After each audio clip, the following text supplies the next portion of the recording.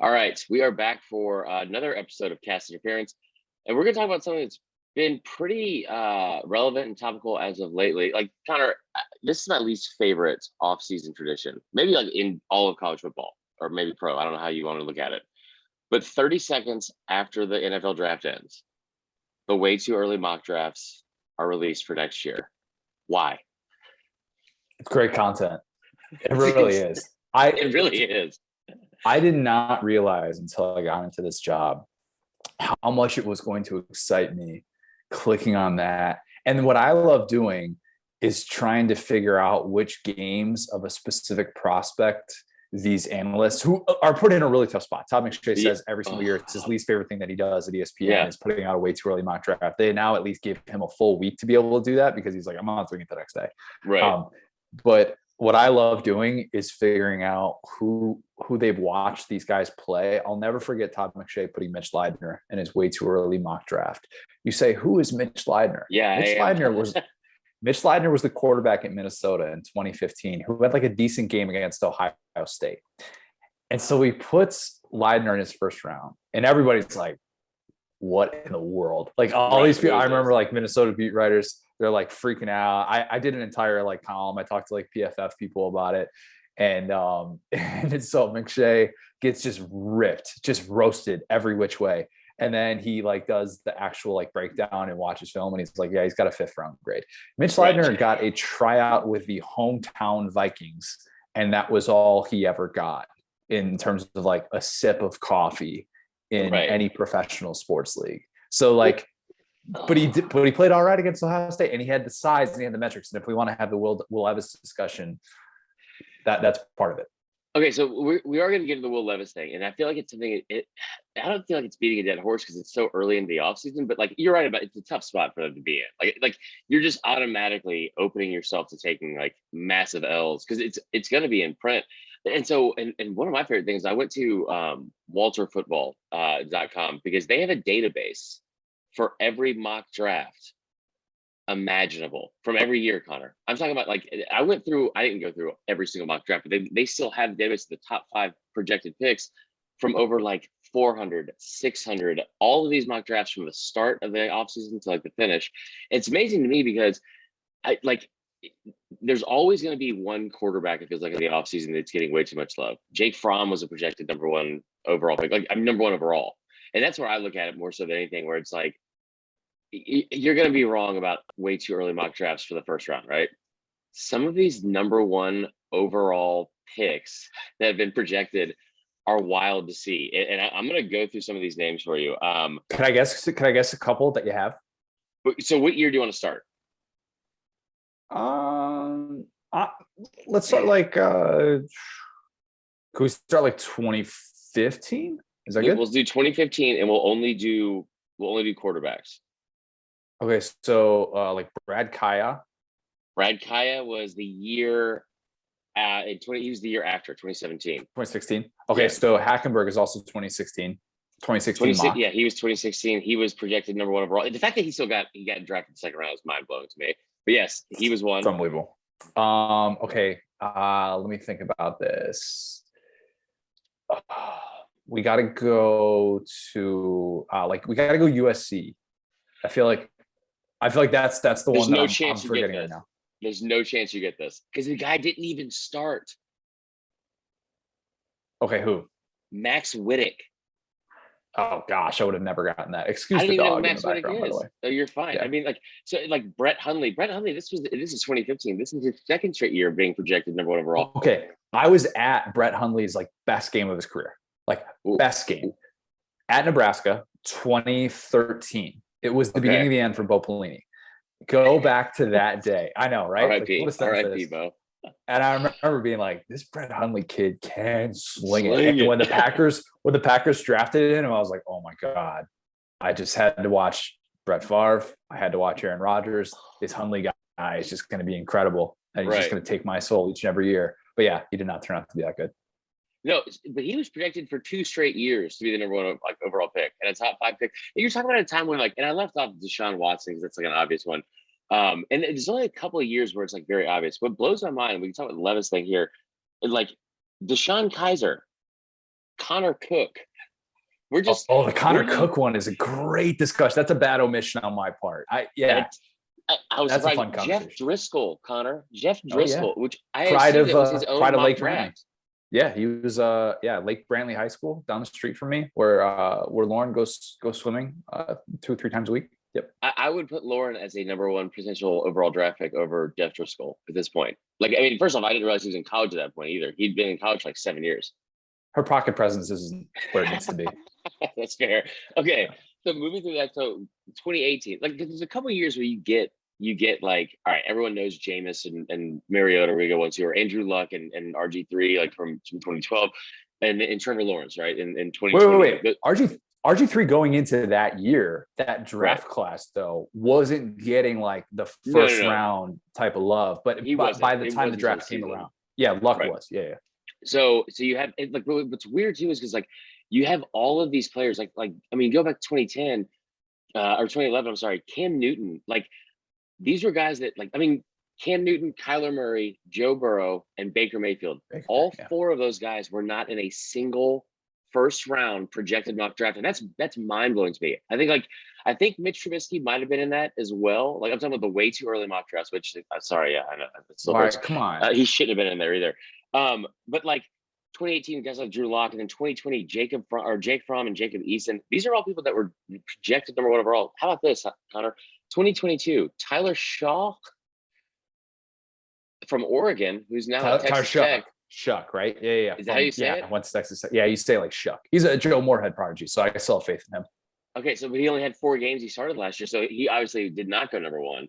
And then guys like Spencer Rattler. So the thing for me with Will Levis is this: Will Levis, just from historically speaking, these are all former projected number 1 overall picks.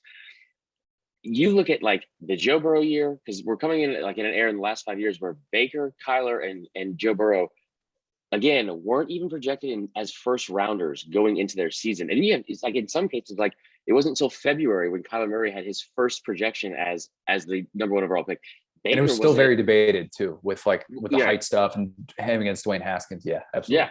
And then you have like Baker, I forgot who the quarterback was that year. I think it was Josh Rosen. You had Josh Allen in that class. Lamar was the last pick of the first round in that. And then I'm forgetting the one other quarterback that was picked. Sam Darnold. Was it Sam Darnold? It was Sam Darnold. Oh, and but Baker Mayfield wasn't projected number 1 overall until April 25th, which is like right before the draft would even been. So it's just like you're kind of like behind on like the trend on that. I don't have a problem with like projecting Will Levis number 1 overall, because I think when my problem with I don't have a problem with Will Levis being projected over Bryce Young. And I know that sounds crazy to some people because Bryce Young just won the Heisman. Everyone thought it's big of you to admit. Well, I mean, listen, we know how this works, like with the NFL draft process, where it's like you're going to get done with the season. Nobody's going to be scrutinized as much as Bryce Young as a quarterback this season coming back. Maybe ever. Heisman. Right. You already have the same issues where you're like, it's been since Archie Griffin, where you had a back-to-back Heisman winner. Side note, he only had 4 touchdowns that year. I don't know how he won it, but as a fullback situation, I didn't know that either. That guy had like 26 touchdowns. Anyway, but Bryce Young coming back, I think he's gonna be scrutinized. And then you talk about getting into the offseason. Say he has a game that ends his career like he did in the national championship, where he's less than impressive, and you have all these other things around it.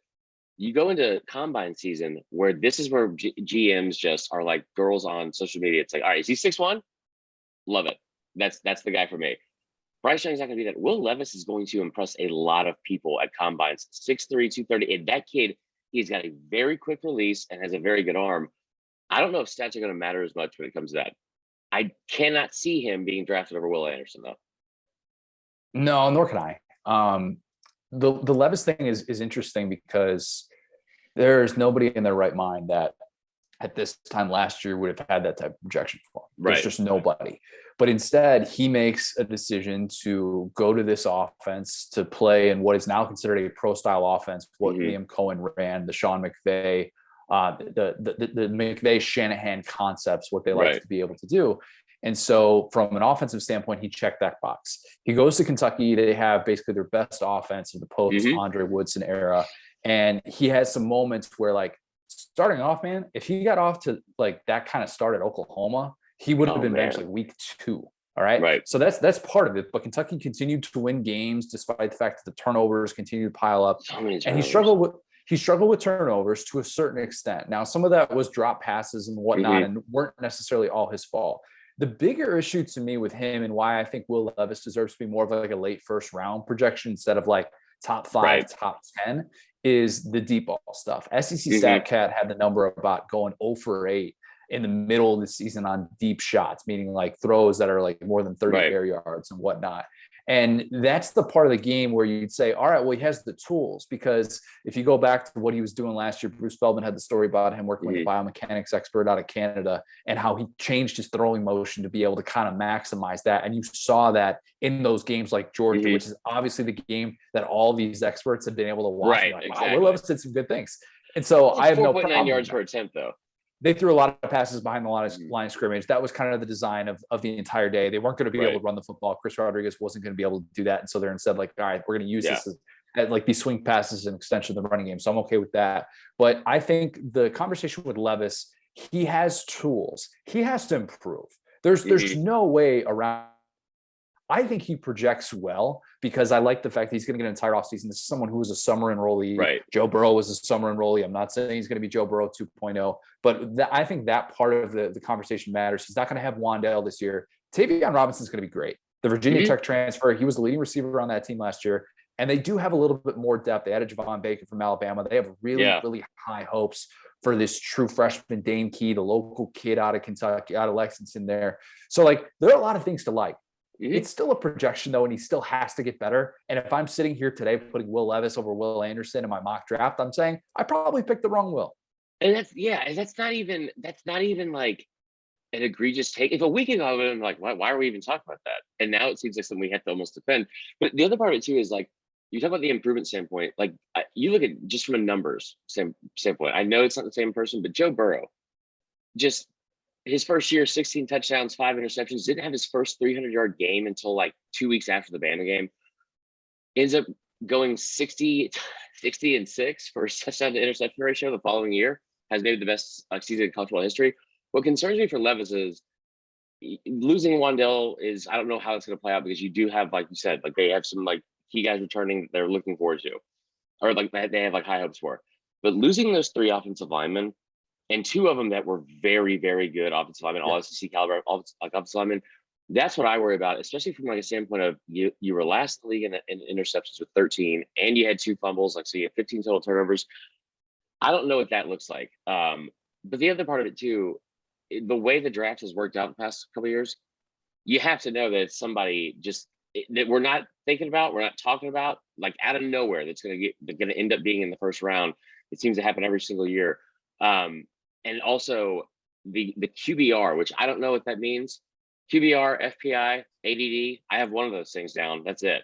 But there has not been a quarterback taken at that spot that's been lower than 8th in the country in QBR. And Levis was 18th, and he was 45th in passer efficiency, which is also tremendously low.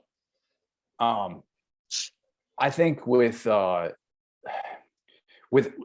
any sort of Burrow comp, like there are actually a couple areas where I look at from a running standpoint, and there's a lot of similarities. If you recall, like Burrow's 2018 season, with the way that they essentially couldn't run him. They had offensive line issues. Miles Brennan was kind of an emergency quarterback the entire year as the backup. They had major depth issues where they had this mass exodus at quarterback because Burrow came in, and they couldn't run him really until that A&M game. And then the 7 overtime game where they decide we're going to take the leash off. We're going to allow you to run and use the full max version of yourself. Right. There was moments of that with Levis last year where they couldn't fully kind of cut him loose. And then you see the regular season finale against Louisville, where he has the 4 rushing touchdowns. And the comp that I keep making over and over, he has a Jim McMahon-like recklessness as a runner. Love that, and he just will take somebody's head off. He'll hurdle you. He will do anything. There's actually a picture of him, of Will Levis getting sacked, that I just looked at, where he is making the most still face I have ever seen from a human being getting sacked. Like where he's getting crunched. Like, yeah, he's just like the inside. most chill you could possibly be. And there's something to that, about that toughness that elevates your floor and I think makes you a little bit of a different player, makes you a more well-rounded player. And there are some of those elements where I'm like, yeah, like nobody's talking about him in this way, but to be like Josh Allen as a runner or like Malik Willis, these guys who like don't really fear that contact. Yes, I had to throw a Malik Willis reference in there. You knew that. But like these guys who don't necessarily have those restrictions as a runner, to me, that's so intriguing and appealing. And that's the way that the NFL is heading right now. And you see it with guys like Jalen Hurts as well. And you've also seen it with guys like Baker Mayfield in the past. And you say whatever you want about Baker Mayfield now, but I don't think Baker as a runner though is a threat. I just don't. But I'm saying that kind of he's like Bryce, like that kind of gritty gamer, like that. Like I shouldn't say gritty. I can't believe I just said that. So, but gritty. Like that kind of like gamer mentality, like of like where, like the competitive edge, the competitive spirit that guy goes into like every game with, like plays the chip on his shoulder, all of that. And he's not a statue back there, right? So I think that all of that will come into play. And like. You don't hear about that with Bryce Young. Like everything you hear about Bryce Young is, well, he's too small, because and you worry about he's going to get hurt. And I did several times last year in games, especially when they played Georgia. But I still think that whether it's a perception or like of what's actually happening with him or not, you feel more comfortable with a 6'3", 230-pound quarterback in the NFL than you do with. And there's no way Bryce Young is 6 feet 195. Okay, I'm more worried about the height. Or I'm more worried about the weight than the height with Bryce. There's no way he's over 185. He gained 20 pounds before he played a game in Alabama. During that time when he was an early enrollee to where he started, like he suited up for that first game in 2020, he gained 20 pounds. I don't know how much more weight he can truly gain. We talk about guys like Baker Mayfield, Russell Wilson, Kyler Murray. To be able to play the way that he wants to play though, that's going to be a legitimate question that he's going to get picked apart for. If there's one thing that I think is a perfectly fair criticism, is if you're going to be this guy that's going to extend plays and you're going to take contact, and even sometimes when you get a pass off and you get drilled by Trayvon Walker coming downhill, like those moments, you have to be able to get back up. And if you're a $195 soaking wet, I'm questioning that. Baker Mayfield, Russell Wilson, like these guys are, even Kyler Murray's, like 210 or something like that. And I don't know that Bryce Young is going to be able to kind of gain that weight. So like, it sounds silly to say like, oh, the difference between being like a guy who's hurt all the time versus a guy who could be a franchise quarterback is 12 to 15 pounds. But I mean, it kind of is if you're picking that high. I think that's the most fair criticism. And Bryce Young is going to get picked apart. So I'm far from the first or the last person to say this. But that's what I think is maybe some of the skepticism about him going into the draft. But what's crazy about that too, man, is, and I remember saying this when I was in Atlanta last year covering the Bama Miami game, and I was like, that kid, you watched it happen at one play. It's like he's going to frustrate you 3 to 4 times this season, where he's going to extend a play and it's going to cost you. He's going to fumble. He's going to do something like where he's got the ball like too loose. Yeah. But he's also going to make a ton of highlight reel plays. Here's the thing: do you remember Bryce Young getting hurt at all last year? With the worst offensive line in the Nick Saban era, there wasn't a time that he came off the field where you were worried he was even going to come back in. And that is, for that team especially, that could not have been a bigger thing to have in their back pocket, because that offensive line was awful. But I mean, here's a question: was he in most danger in the spring game when he had to face Will Anderson? That was the worst, the most displeasing, like unfun game to watch ever. It was awful. But yeah, it was like, we can't do this. We can't have a play. National championship too, man. It was like, they had to get one. But anyway, no, we can talk about that another time. But I think you're right. I think that's something people are going to naturally go to, and I don't know if the facts are going to really get in the way of that, because it's like, but what if when he goes to the NFL? So I think that, like, God forbid he got hurt this year. It's gonna be interesting to see. Is there a guy that you go? I feel like you're gonna say something. Go ahead. Yeah, I think we're heading in the same direction here. Like a guy that isn't getting that first round love, who I think by season's end like could be in that conversation. I think we're the same guy. Well, I mean, the three that come to mind are obviously. I'll let you go in whatever way you want, but I think we should talk about KJ. I think we should talk about Hooker, and I think Rattler. All three of those guys and what their prospects are. Which is the guy of those three that you want to kind of dig into?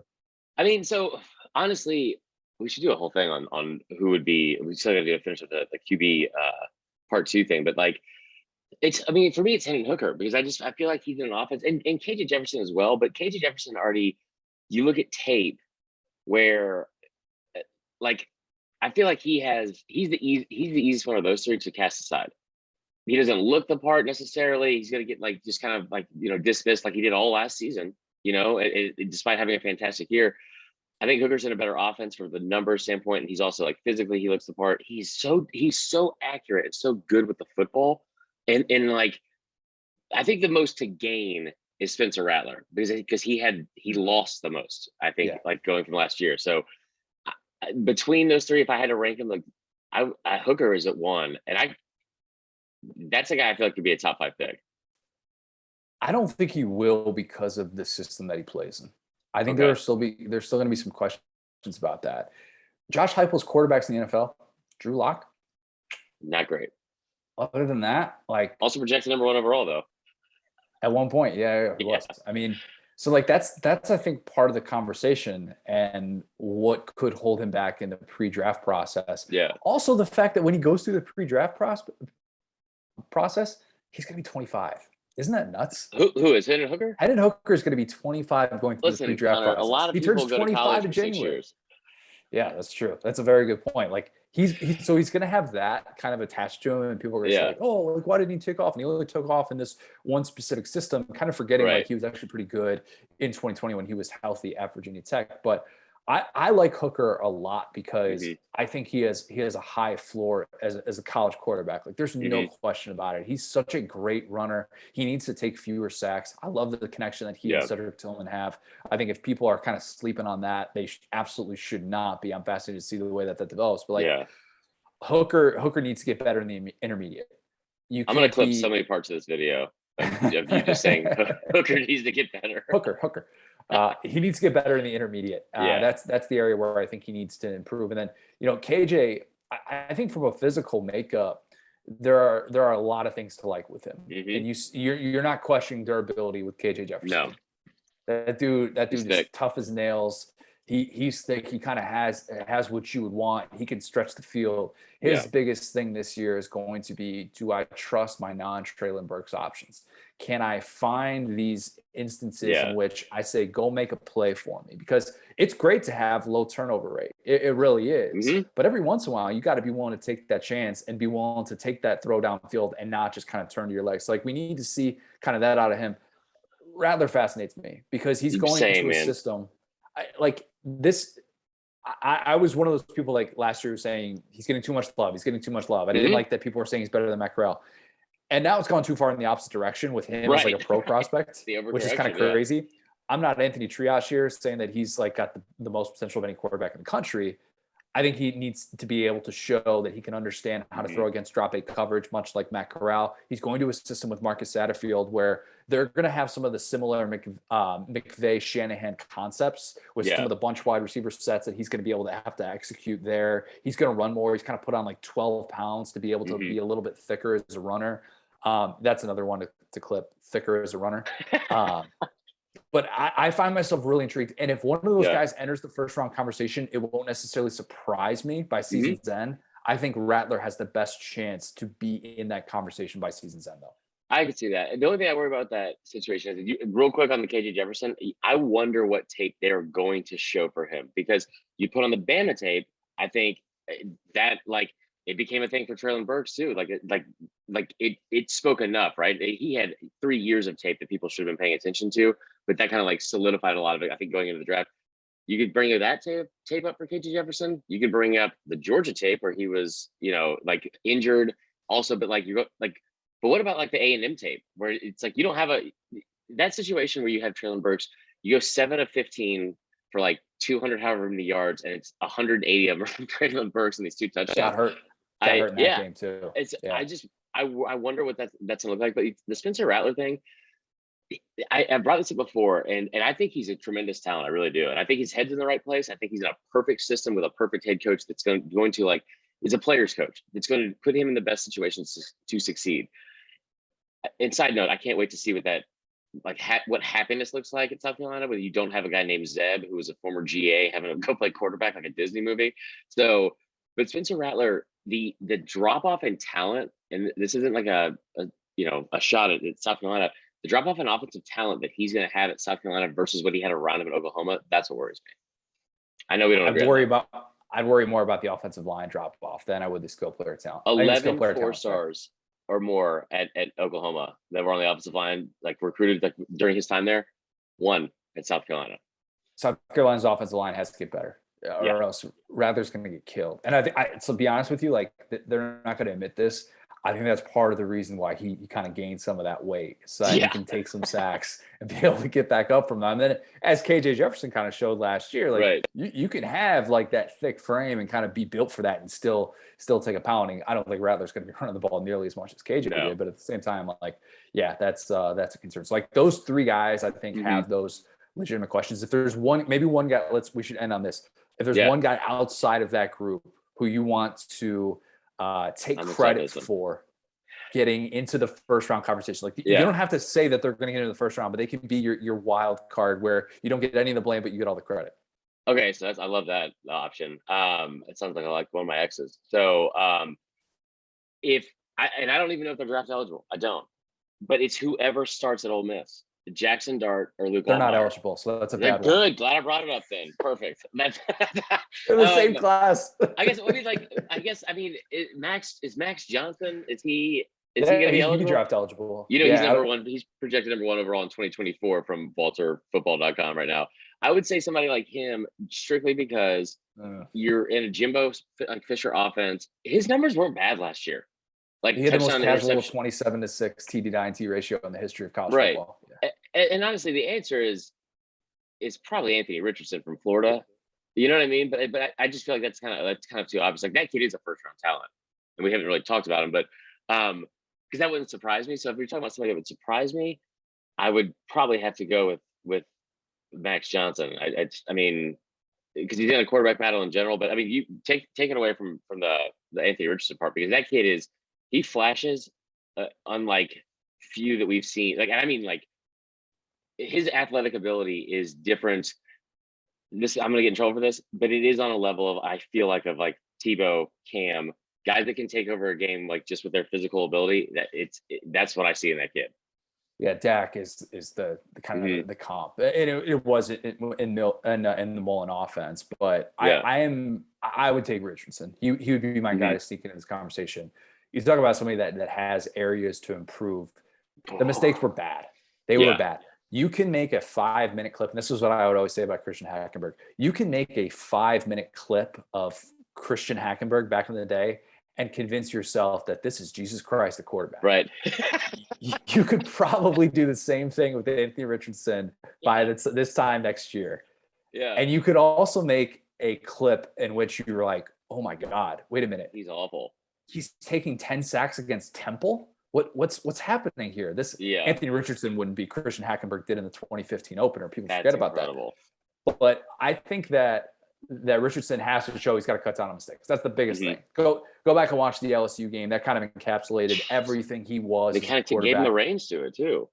They did, but at the same time, it's like, all right, he gets his first career start against arguably the best defense of the 21st century, Georgia. Right. And then the only other time that he had double-digit pass attempts at a game was LSU. So let's see what he can actually do when he gets those normal reps, and he's allowed to make those mistakes because Florida doesn't have those expectations, and it's not about a coach trying to hold on to his job or something like that. Like, he can kind of work through that and not be looking over his shoulder wondering when Emory Jones is going to come in or something like that. So Anthony Richardson is the one who, he's got a lot to improve from a decision-making standpoint, but he's the one that I would want to get all the credit for. Dude, he enter the first round. He's projected like top 10 in several mocks. That's the only reason I didn't go that way. Yeah, so that's fair. Anyway, all right, good stuff as always, dude. We'll do this again maybe next week. I don't know. It's the off season, so it's just trying to figure out like what to talk about. I'm sure there's stuff. We'll figure something out. Let's talk about Memorial Day. We end on a holiday, and Connor, I agree with you, man. Hookers are great, so we will see you next time.